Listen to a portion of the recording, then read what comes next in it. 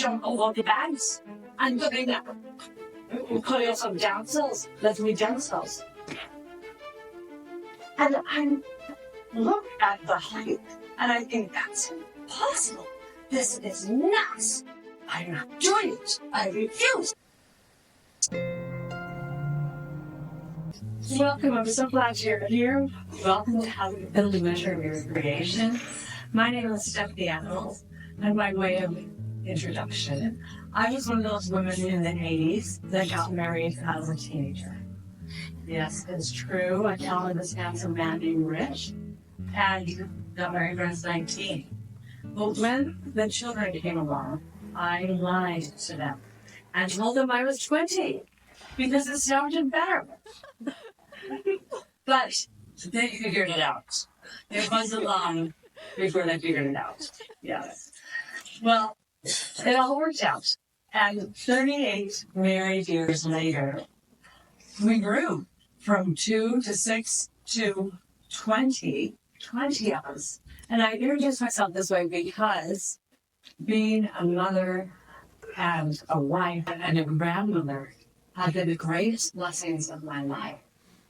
And they've certainly propelled me towards fulfilling the measure of my creation. But I'm not going to talk about these dear people today. I'm going to talk about another part of my life, the professional part of my life. Specifically, that as a charter school administrator, where I served for 15 years. If you'd asked as an adult, what are you going to be? I would have never said I was a charter school administrator. But the Lord had different plans, and He realized that it was in this role I would have the opportunity to develop latent talents within you. Feel free to come in and come sit down. We're glad you're here. So, I want to share an experience from that time in my life. This specifically was I was at Excelsior Academy. I was executive director there. And when I arrived at one beautiful school, 650 students, grades kindergarten through 8th grade. And over the years that I was there, I was given the opportunity to grow that school with a capable team. And we did just that. We grew it to 2 schools, much greater campus, and 1,400 students. And at the time this experience occurred, we had been just given permission by the Utah State Board of Education to double our school size again, which is very hard to get. It takes over a year of trial and hard work. But although we've been given this permission to go up to 3,000, it was now our opportunity to then reflect as an administration. Was it right for Excelsior to take this leap of faith? Was it right? And so we were meeting with realtors, contractors, finance people, all of these people. It was a very intense time in my career.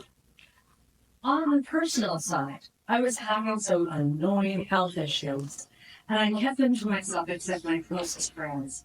I'd had them for a couple of years, starting in COVID time, and this was a couple of years after COVID. These health issues included spasms in the back of my neck, flu-like symptoms every 2 to 3 weeks, and sinus pressure right around the other side of my nose. I visited an ENT, and there was a sinus infection, and I see on his wall a poster that says, "Fix your chronic runny nose." And I was like, that was another issue I had. And I was thinking, is this menopause? I'm certainly in the right years, but it just doesn't seem to be in the menopausal category. Well, I looked at that and thought, maybe that would take care of the sinus pressure, and I certainly had chronic runny nose. It was a simple procedure. You have it at 5 o'clock at night after work, and you're back at work the next morning. All they do is freeze the insides of the nasal membranes. It's a cryo procedure. So I had it done. In the procedure, I had a sharp pain in the tip of my left nose, but I didn't say anything about it because I figured it's supposed to hurt. Well, the next day they said, you'll get a brain freeze headache. Scratch that. Like you just want to slurping too fast. And I did. I got that brain freeze headache. And then the following day, I had a low-grade migraine. And I was familiar with migraines because as a child, I had developed migraines about the age of 8. And they were quite severe. great deal of pain. I'd pass out, sleep for several hours, and then wake up hours later. Great thing I grew out of them somewhere in my teenage years. So, after that low-grade migraine, I had another one. And another one. Within about 2 or 3 weeks, I was having migraines every single day. And they were getting progressively worse. But there was something unusual about this migraine. They came with a stabbing pain in the wee hours of the morning, 2 to 3 o'clock in the morning. Stabbing pain in that part of my nose where that procedure hurt so very badly. The left side of my nose, my cheek, and my eyeball. Stabbing pain would wake me up suddenly. And then it would turn into hot cold shooting through the ground of my head. That was full pain. This was going on every single day. And I was the person who needed to be at work every single day, which I was. And so I thought, I'm going to do something to help myself through this health crisis so I can continue on in my duties. So I reached back to what I learned in graduate school about cognitive behavioral therapy. Aaron Beck, the developer of CBT, he said this about CBT, what is cognitive behavioral therapy. He said, the way you think determines the way you feel and the way you act. Well, Aaron Beck had many students of cognitive behavioral therapy, and one of those students' name was David Burns, also another psychiatrist. David Burns popularized CBT. He brought it to the masses by writing the book, Feeling Good, and then republishing it to Feeling Great. What was so wonderful about Feeling Great was it was written for everyday people. And it was full of techniques that you could use to help yourself through whatever you're going through. And it had a technique in there called talk to yourself as if you were your very best friend. It was easy to understand. He said, you're much kinder to your friends and forgiving and understanding than you are to yourselves. This is the way Burns described CBT. He described it this way. Thoughts create emotions. And by challenging distorted thoughts, people can drastically improve their mood rather quickly. So the idea is, CBT teaches us that people have distorted thoughts, and they feel very real. They feel truthful, they feel actual, but they're not. They're not real. And even though they're not real, they feel real, and they affect the way we feel, and that feeling, that emotion affects the way we behave. So I took that technique of talk to yourself as if you're your very best friend, and used it to get to work every day. I started applying myself, sweetheart, in all sincerity. In the morning, after having a very hard night, starting around 2 a.m., I said to myself, sweetheart, you are stronger than you realize. You have strength beyond your understanding. You can do it. Get out of bed. The Lord is with you. Then I would say, you have a calling. It's at Excelsior Academy. There are hundreds of kids out there waiting for you. They need you. And it was this kind of conversation I would have with myself that would keep me going during this health crisis. Well, it's at this time that Twilla County, which is where our Excelsior schools are located, there was a tragedy at the local high school, just a few blocks away from my school, that ended in 8th grade. A teenage boy died by suicide. And it was such a heartbreak and a stab in the stomach to those that knew and loved him. And for me, after the initial shock, it was like a wake-up call. I felt like the students at Excelsior, I must protect them. With what? With knowledge. By teaching them a few simple techniques of cognitive behavioral therapy before they go to what I consider the hardest years of their life, high school. So I grabbed a couple of my counselors and I said, let's create some classes. Students learn better in classroom-sized groups, not a big assembly. And let's create a little workbook. We only have a few days left of school. We can do this. And I was now going to teach 5 classes in a day, and they were each going to teach some classes. cognitive behavioral therapy. At this point, I had at least 60 days in a row of these migraines as I was trying. I was weakened both physically and emotionally. I knew I needed help. I said to my husband, would you give me a priesthood blessing? I need extra help to make it through this day. It will take great energy to fulfill that duty and my own duties.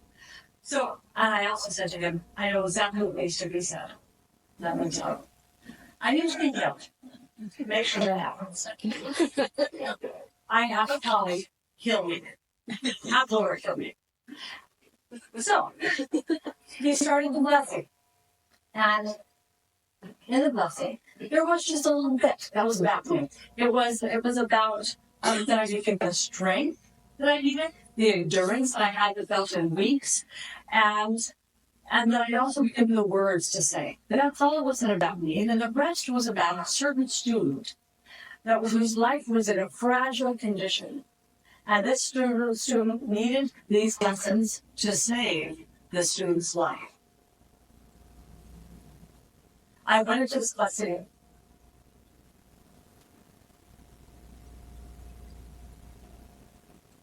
Thinking I knew exactly what needed to happen. And came out realizing, okay, I have a thing to fulfill the Lord's will. I went to school the next day. I had a migraine as usual, starting at 2 a.m. I had strength that I hadn't felt in weeks. I had words come to me freely. And I'm going to share with you the story that I shared with these students that happened to me at the time when I was their age to help them understand distorted thoughts. And I'll share with you a portion of the story considering the time that we have. And this is how the story goes. When I was 14 years old, I was invited to dance with the University of Utah's ballet department. And after that, I was recruited onto their ballet company called Utah Ballet. And they from Utah and around the Intermountain West. This is when I went to high school. It was about 11 a.m. and then the University of West. Every day we had a technique class. The company had a technique class. It was 2 hours long. And this technique class was taught by, I'll call her, Ms. Vladimir. She was the director of Utah Ballet. Let me tell you, Ms. Vladimir was very demanding. She was quick-tempered, and she was known to make dancers cry. It was the end of the 2-hour class, and then we were headed to rehearsal. At the end of the ballet class, there's always a big leap combination. It really is accelerating. You start in the back quarter, and you start like this, and you chasse, you go into a big leap combination, shedding turn, lots of turns, and then flat the landing, traveling across a large studio from back to front. And right when we were about to finish, we hear a on the piano. And Miss Vladimir said, I can't stand it. I can't stand it. I can't stand to watch you dance. You give me nothing. You give me nothing. You call yourself dancers. You hardly need the floor. Go, get your bags. And I thought, great. She's sick of us. We're out of here. So I run to get my bag, thinking, let me flee. I turned to get my bag, and she says, no. You bring your bag to the center of the room. All of you bring your bag to the center of the room. Pile them in the center of the room. Trina, where's Trina? Trina, come back. Trina, come here. Trina. She takes Trina by the shoulder, and she places Trina carefully on top of the bag. And she says to the rest of us, now you do the combination, and you jump over the bags. And Trina, you call yourself dancers. Let's be dancers. And I look at the height, and I think that's impossible. This is nuts. I'm not doing it. I refuse. But Miss Vladimir, she's looking at me. And she's there all dancer, but especially me, because I'm her rising star. And she won't take her eyes off me. and I was trying to be pushed forward in the line. And what am I going to do? So I started to pray, Father, please give me strength beyond my own, give me height beyond my own. I don't want to kill Trina. I can see my names. Please, make it confident. I can decapitate Trina. And I shot it, and I leave and I look up. Because if I look up, I will go up, and I shot it and leave aesthetically. And then I shot it, Trina, and I plants, and I do not decapitate Trina. I went right over her, completely over her, and I landed on a little shivery and grateful, and I walked towards the back of the studio, just so relieved that we're both living. And then the next thing I hear is another snap from Miss Vladimir, and she said, "It's not good enough. It's not good enough. Do it again, Serena. You ducked your head." Well, for the second time, I'll end that dramatic story there, but it continues to climb its drama. And I went back to the stews, and now I tell them about distorted thoughts. And I said it was at this time that I remember distinctly my mind being crowded with thoughts like this. Your body just isn't right. Your legs are not long enough. If they were longer, you could have leaves like that all of the time. Yes, I don't think they're powerful enough or strong enough. I don't think your footwork is fast enough. I don't think you have the talent to be amongst this caliber of dancers. That's what I was hearing, and it left me feeling embarrassed, anxious, worried, and then I wanted to hide away. I couldn't, but I dreamed of there being some sort of catastrophe that would keep me from going to dance class because I knew I would have imminent failure. So, at the time, I knew nothing about distorted thoughts. But this is how I was feeling. Now, knowing about distorted thoughts, I could challenge that by saying this. Well, wait a minute. I am a lyrical dancer. I've been told that. And I've been told that even so, I can leap a little bit like a gazelle. That I am obviously very high, but with grace. And it's this very length, that have helped you those leaps. Yes, these are the ways that I've done it.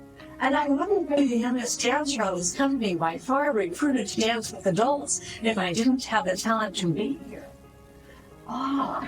That's how I challenged distorted thoughts. And at that time, I felt to look over this way.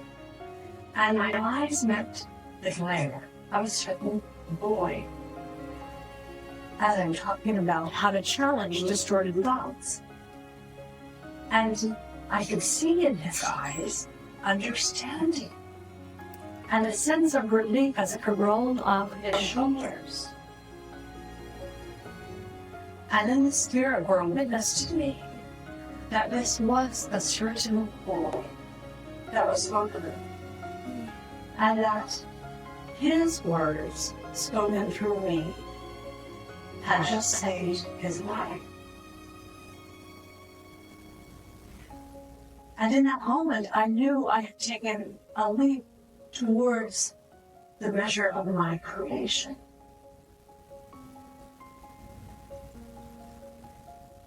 The Lord Jesus Christ wants us to succeed by following his example. And in his ministry, he healed the sick. And he gives us, through divine design, opportunities to heal one another. Like that moment, it's like the scripture says, all things were made by him, and without him was not anything made that was made. John chapter 1, verse 3. All those moments, think of them in your life where you come upon someone, where they come upon you. He created those moments. Well, 3 years more have passed, and I continue on in my migraine journey. I decided to reach my early from being a school administrator, and now I have another calling. And I get to now focus on moments when the Lord has put his hand in our lives and helped us fulfill the measure of our creation. As the host of Dear Daughters of God, a video podcast, it's on now. It's on YouTube. It started on an audio platform. It's still there. But in the last 10 videos, I've added YouTube. So now you can see these stories unfold. I tell the stories of my sisters and brothers where they've seen the hand of God in their life. And by noticing that hand of God, they better understand the measure of their creation. And I invite you to find us on YouTube under the channel We're Daughters of God and be inspired as to what your calling is on this earth. And as it changes from season to season, by paying attention to when God's hand is in your life. As I was taught to bow when the very best was Vladimir, I continue on in that tradition as I say really well until we meet again. Goodbye.